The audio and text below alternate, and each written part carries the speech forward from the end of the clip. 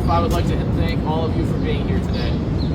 I wish we were here under different circumstances, but this is the platform I have been given to speak what is on my mind in the midst of a tragedy, and I will not let these officers be forgotten. I wish I had all the time in the world to speak, because my sister deserves every second of it and more.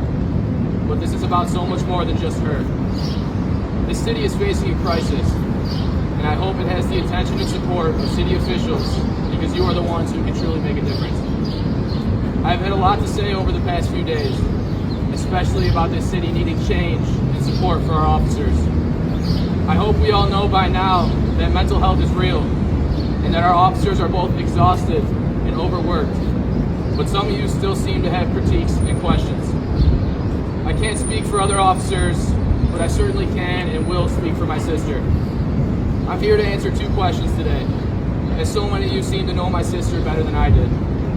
The first is, if she needed help, why didn't she get it? And the second is, why our officers need and deserve their days off. And somewhere in between those questions, I will talk about why mental health takes such a toll on our officers in a city that does not have their backs. Let's start back on May 31st. I received a text from my sister that reads, "Make sure you don't tell Scotty what happened. He already worries too much. Maybe just say I worked so many days and I'm just tired, or don't even mention anything. Just that you guys wanted to hang out and surprise him. Thank you again. I love you." So why couldn't my sister go home and see her baby boy that day? What did we have to hide from him? My sister was attacked at work that day, punched in the face and battered. She would not allow her son to see her face that way, so she sent him over with my mom and I. I'll be the first to tell you that boy of hers is what kept her going and kept her fighting.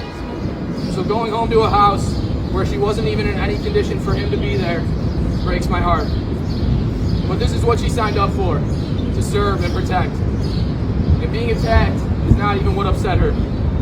What upset her is the fact that the same man who attacked her was out walking the streets just a few days later. Talk about taking a toll on your mental health. What a kick in the face that was for her.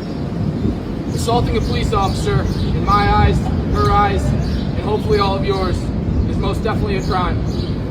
And I was always taught that if you commit a crime and break the law, you should be in jail. It's too bad we have a state's attorney, in Kim Fox, that knows nothing about justice. You are responsible for creating what is becoming a lawless society. It is almost impossible to serve and protect in a city that does not have any consequences for people who break the law. Melissa Ortega, remember her name. God rest her soul. A beautiful 8-year-old girl that was killed by a man who was arrested for 3 armed carjackings within the same year. But somehow, some way, probation was justice for him. Another good old slap on the wrist from Kim Fox. She's quite famous for those.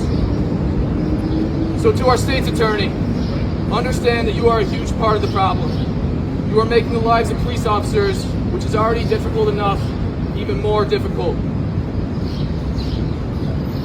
You are advocating for criminals and promoting violence in this city, as consequences and accountability are once again non-existent. I wish I could speak for every human being that deserved justice and was failed in this city under the leadership of Kim Fox.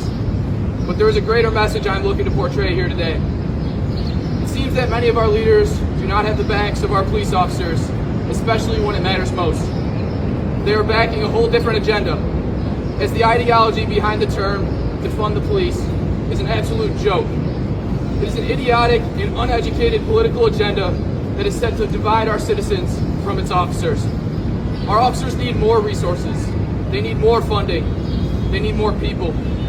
We are creating division and hate for the people who are working tirelessly to help us, even when they clearly need time and energy to help and save themselves. So for those of you asking why my sister did not get help when she needed it, well, she did. She saw a counselor on many occasions, and also was canceled by counselors on other occasions, which greatly upset her. As of lately, there was no time to speak to anyone.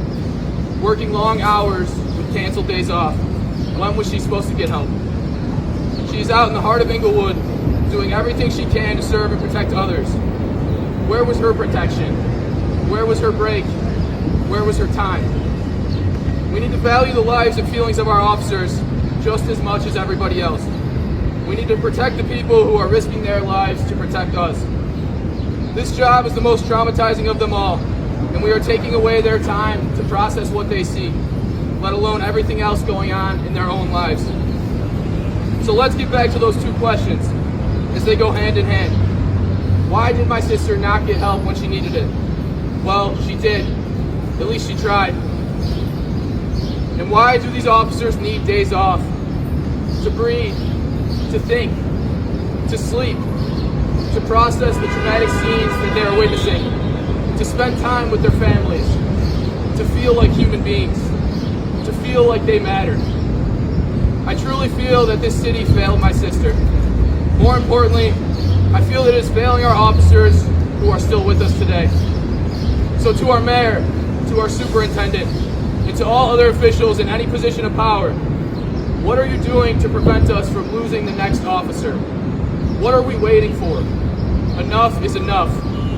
It should not be easier for you to write a statement about the next officer's passing than to actually go out and prevent it.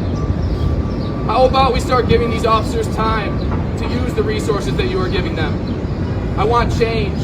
I want hope. And to our officers out there working tirelessly in a city that does not seem to have your backs or support you, know that I do. I pray for you. I respect you. I thank you. And I love you. I will never stop fighting for any of you. And understand that as strong as you are, we all need help sometimes. Please reach out and understand that it is not weak to speak up. It is in fact quite the opposite.